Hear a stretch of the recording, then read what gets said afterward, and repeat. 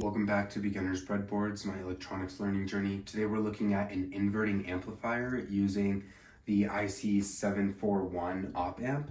So the way we do this here is with this circuit.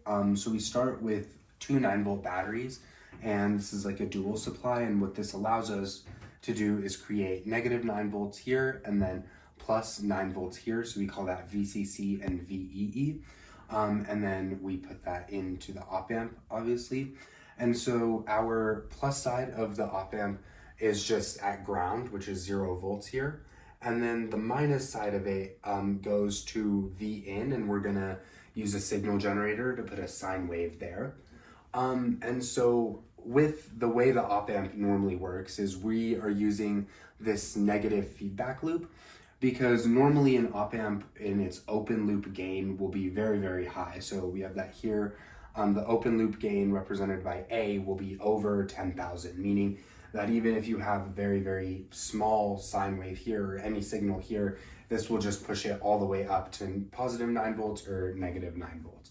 And so with the negative feedback loop, you're able to control that to get a different gain, which we're calling gain after feedback, which is represented by AF. And so the way we do this is by taking V out, using two resistors, and then back into the minus side. And so the gain after feedback, your formula is going to be minus RF, which is the feedback resistor, divided by R1, which is the resistor over here. And the minus is what makes this inverting. So the sine wave that we put in will get inverted towards the output. And so the way this equation really gets derived here is with all of this math. So the basic equation is that V out is equal to the open loop gain times V in P minus V in M. And because V in P is always going to be 0 here because it's grounded, you get this. So V out is equal to A times negative V in M. And so if you represent the currents that are flowing through here, you get V out minus V in M divided by the resistor of the feedback is equal to V in M minus V in divided by our first resistor. And so then as you solve this equation, you get here. And so because A is so high, these two parts of this will approach 0. And so at the end, you get V out divided by V in is equal to negative RF, which is the resistor of the feedback, divided by R1.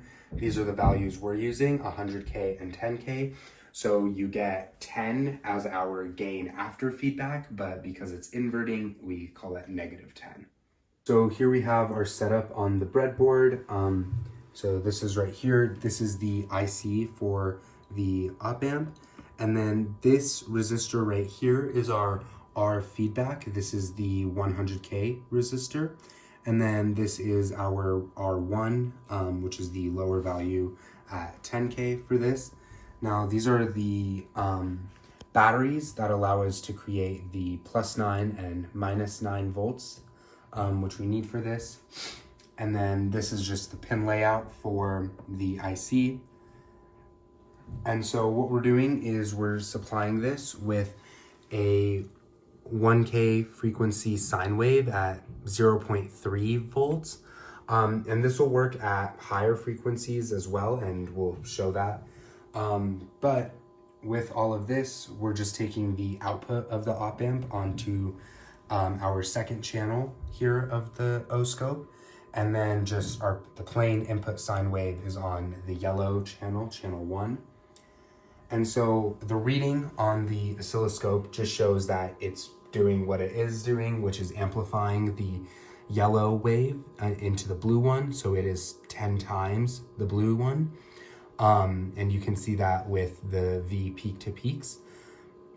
And we can also see that it's inverting. So when the yellow wave goes high, this one's at its lowest point, and vice versa. When the yellow one's at its lowest point, the blue one's at its highest point. So it's inverting that signal, but it's also amplifying the signal.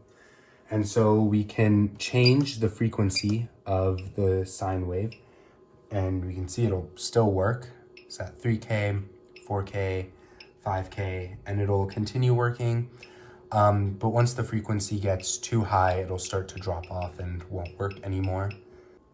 So we've changed the sine wave to just 100 millivolts, and we can change the amplitude of that. So from 100 millivolts to 200 and then to 300, you can see both of those waves increase.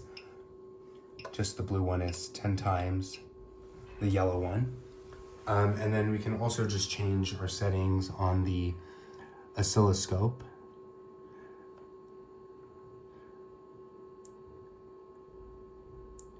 So here they appear the same size, but because the yellow one is at 100 and then the blue one is at 1 full volt, so the blue one is 10 times the yellow one. So they'll appear the same, but it's still doing the same thing of the amplifying that signal.